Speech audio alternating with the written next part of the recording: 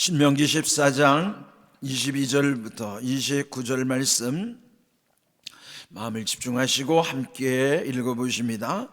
너는 마땅히 매년 토지 소산의 11조를 드릴 것이며 내 하나님 여호와 앞 곧 여호와께서 그의 이름을 두시려고 택하신 곳에서 내 곡식과 포도주와 기름의 11조를 먹으며 또 내 소와 양의 처음 난 것을 먹고 내 하나님 여호와 경외하기를 항상 배울 것이니라.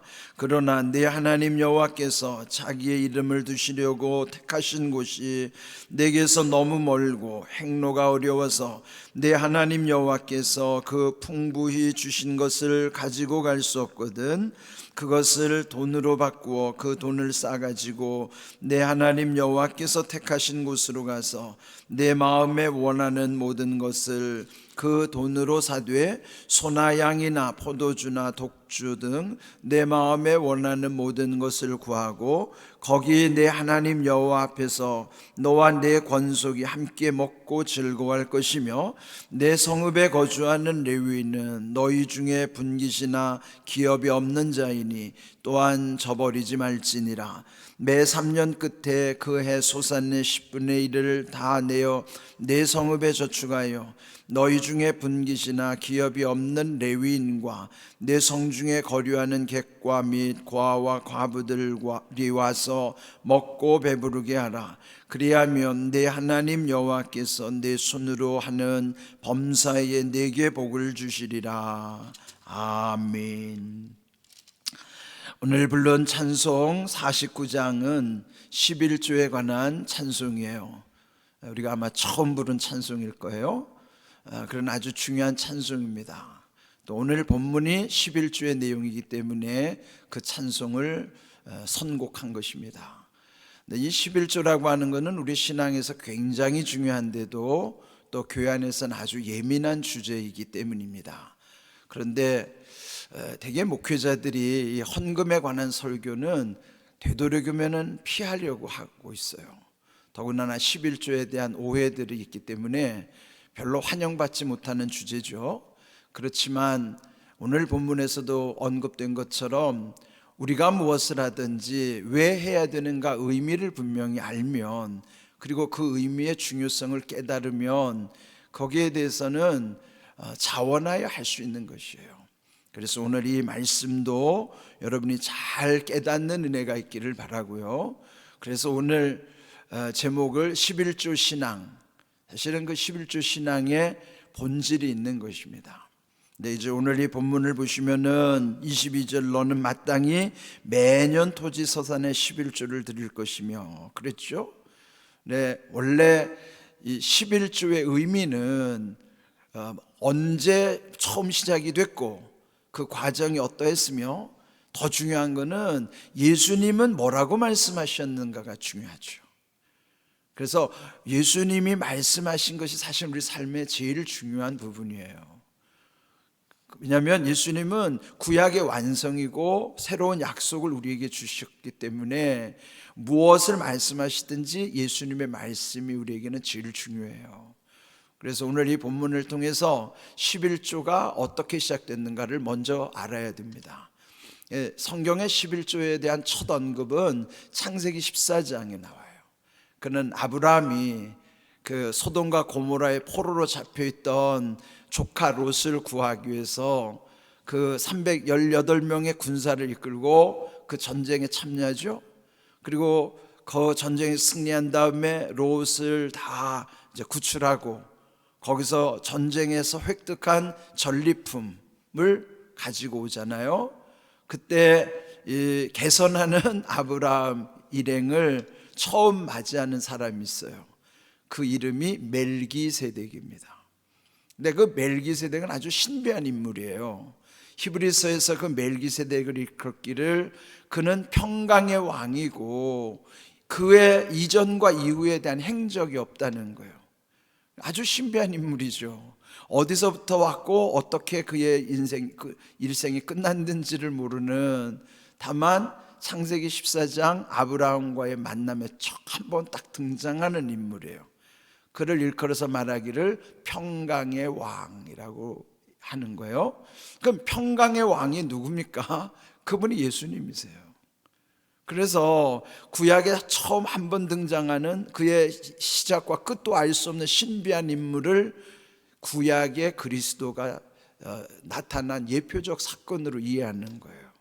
그럼 그 멜기세덱 평강의 왕이 그 아브라함을 만나자마자 축복하는 거예요.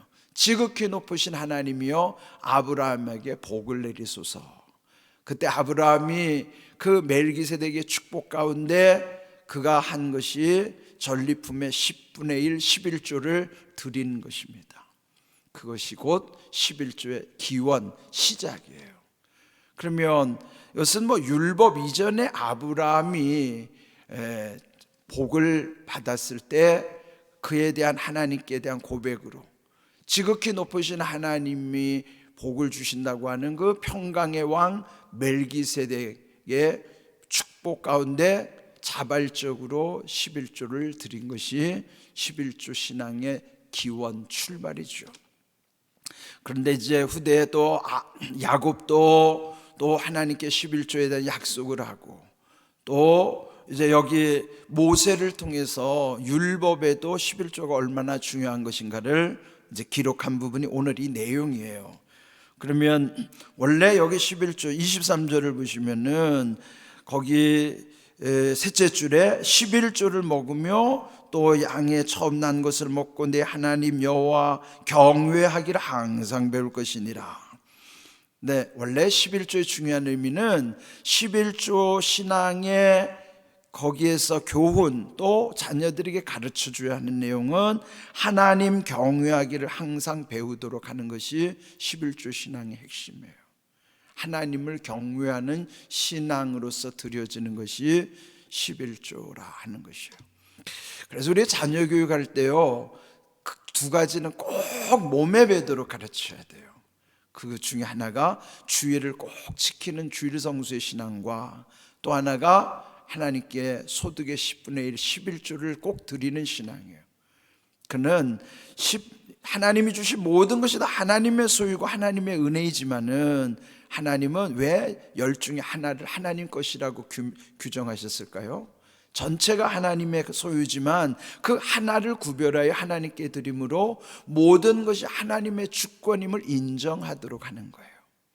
그래서 어릴 때는요, 그 아이들의 용돈에서 11조 교육을 시켜줘야 되는 거예요. 어릴 때 10,000원에서 1,000원 드리는 것부터 해서 10만 원에서 10,000원 드리는 거, 그럼 100만 원에서 10만 원 드리는 거, 1,000만에서 100만 원 드리기까지도 쉽습니다. 그런데 단위가 올라가면요, 마음이 이상해지는 거예요. 1억에 1,000만 원 드리기가 이제 쉽지 않아지는 거예요. 이런 게 이제 시험이 드는 거죠. 그런데 어려서부터 11조 훈련을 받은 아이들은 그냥 이건 하나님의 명령이고 하나님의 모든 것의 주권이니까 그냥 당연하게 받아들이는 것이에요. 그래서 어릴 적 이런 교육은 그렇게 해서 중요한 거예요. 자연스럽게 받아들이기 때문에 전혀 마음에 고민하지 않아요. 그래서 어릴 적부터 주의를 꼭 지키는 것과 11조에 대한 신앙의 본질, 그건 하나님을 경외하는 자기 신앙 고백이기 때문에 이것을 꼭 가르쳐 줘야 되는 거예요. 그래서 이 11조는 단순히 무슨 우리가 국가에 바치는 세금과 같은 의무 규정으로 생각하면 안 돼요. 물론 하나님께 드리는 명령이기는 하지만은 그냥 단순히 마지못해서 드리는 건 아무 의미가 없어요. 이 11조 신앙이야말로 순종하는 자들에게 주시는 놀라운 신비예요. 그래서 11조 신앙의 신비를 경험한 분들이 우리 주변에 많아요. 우리 교회도 많습니다. 그래서 이 신앙에 하나님을 경외하는 신앙 가운데서 드리는 것이 11조인 것이지 이것이 억지로 드리는 게 아니에요. 그런데 여기 이제 오늘 말씀에도 보면은 매년 토지에 솟아나는 11조를 드리라고 했는데요, 여기 이제 뒤에 가보면요 28절에는 매 3년 끝에도 10분의 1을 드리라는 거예요. 그럼 뭐야, 매년 드리고 3년마다 드리고 그러면은 원래 정통 유대인들은 11조를 3번 드리는 거예요. 레위인을 위해서 11조 드리고요, 축제, 하나님께 축제 절기를 위해서 11조 드리고요, 가난한 이들을 구제를 위해서 11조를 드리고, 그러면 정통 유대인들은요 10의 3조를 드리는 셈이에요. 그런데 그는 그 시대에 오늘로 말하면은 사회복지제도가 그 속에 다 포함되는 거예요. 그러니까 그 사회에 가난한 자들을 다 섬길 수 있는 거죠. 10의 3조를 드리기 때문에 이스라엘 공동체 안에서는 가난한 사람들을 다, 오늘날 사회보장제도보다도 더 훌륭한 사회보장제도가 그 속에 다 들어있어요. 신앙 공동체 속에서 그런 모든 것이 다 포함되는 것이죠. 그러나 오늘 우리는 그런 사회는 아닐지라도 중요한 것은 11조의 본질을 기억하라는 거예요. 오늘 우리는 10분의 1 11조를 드리면서도 때로는 찜찜하고 왠지 불편하고 시험이 들고, 그런 11조는 드리지 마세요. 그건 의미 없는 11조예요. 정말 11조는 자원하여서 하나님께서 주시는 이 귀한 약속이 있기 때문에 11조를 드리는 것이에요. 그런데 우리가 흔히 11조 말씀할 때는 말라기 3장 10절을 흔히 다 얘기해요. 한번 읽어볼까요? 만군의 여호와가 이르노라, 너희의 온전한 11조를 창고에 들여 나의 집에 양식이 있게 하고 그것으로 나를 시험하여 내가 하늘 문을 열고 너희에게 복을 쌓을 곳이 없도록 붙지 아니하나 보라. 이게 말라기 선지를 통하여 주시는 하나님의 명령이거든요. 근데 말라기는 구약의 마지막 선지자예요. 근데 그 시대가 왜 마지막 선지자인가? 하도 부패하고 부패의 극에 달한 거예요. 그런데 말라기를 통해서 책망하시는 거 뭐냐면 너희들이 11조를 다 무너뜨렸다, 어겼다, 그러면서 하나님의 것을 도둑질했다 그러는 거예요. 그럼 그 시대에 망하는 원인이 결국은 11조 정신이 무너진 거예요. 신앙이 무너진 거예요. 그런 형식적인 11조만 드리는 거예요. 그래서 그런 형식적 11조가 아니고 온전한 11조를 드려서 그 하나님의 집에 양식 있게 하고 또 하나님을 시험해 보라는 거예요. 하늘 문을 열고 복을 쌓을 곳이 없도록 붙지 아니하는가 보라. 여기 하나님을 시험하지 말라는 말씀이 있는데 하나님을 시험해 보라는 유일한 말씀이에요. 그만큼 11조가 얼마나 중요한지 나를 시험해봐라 할 정도로 하나님의 11조는 온전한 11조를 말씀드리는 겁니다. 그래서 제가 주일마다 그 헌금 기도할 때 꼭 빼놓지 않는 것이 11조의 기도예요. 그 11조 기도하면서 제가 거기다 기도하는 내용은 뭐냐면 온전한 11조를 드려 하나님의 나라를 섬기는 귀한 이들이 있습니다. 왜요? 11조 아무나 못하는 거예요. 그 온전한 11조는 하나님의 나라를 섬기는, 그래서 그게 하나님을 경외하는 믿음 가운데서 이제 이렇게 말씀하시는 것이죠. 자, 그렇다면 중요한 것은 이렇게 말라기 선지를 통해서 마지막 그 시대가 무너진 것도 하나님께 대한 온전한 11조가 무너졌기 때문이라. 그러면 우리에게는 이 온전한 11조 신앙이 결국은 복을 쌓는 하나님의 약속, 하늘 문을 여시는 약속이라는 것 기억하시고, 이렇게 중요하다면 우리도 중요하게 여길 뿐만 아니라 자녀들에게도 반드시 이런 영적인 교육과 훈련을 시켜줘야 하는 것입니다. 자, 더 중요한 건 예수님이 그럼 11조를 어떻게 말씀하셨는가이겠죠? 그러면 마태복음 23장 23절 한번 같이 또 읽어보겠습니다. 화 있을진저 외식하는 서기관들과 바리새인들이여, 너희가 박하와 회향과 근처에 11조는 드리되 율법에 더 중한 바 정의와 긍휼과 믿음은 버렸도다. 그러나 이것도 행하고 저것도 버리지 말아야 할지니라. 아멘. 자, 여기서 보면요, 왜 이 서기관 바리새인들을 화 있을진저 외식하는 자들이여라고 책망했을까요? 그들은요 11조 생활 얼마나 철저하게 했는지, 박하 회양 근처에는요 우리로 말하면 이 그들이 일상에서 쓰는 쉽게 구할 수 있는 나물들이에요. 그 흔히 말하면 사소한 나물들이라고.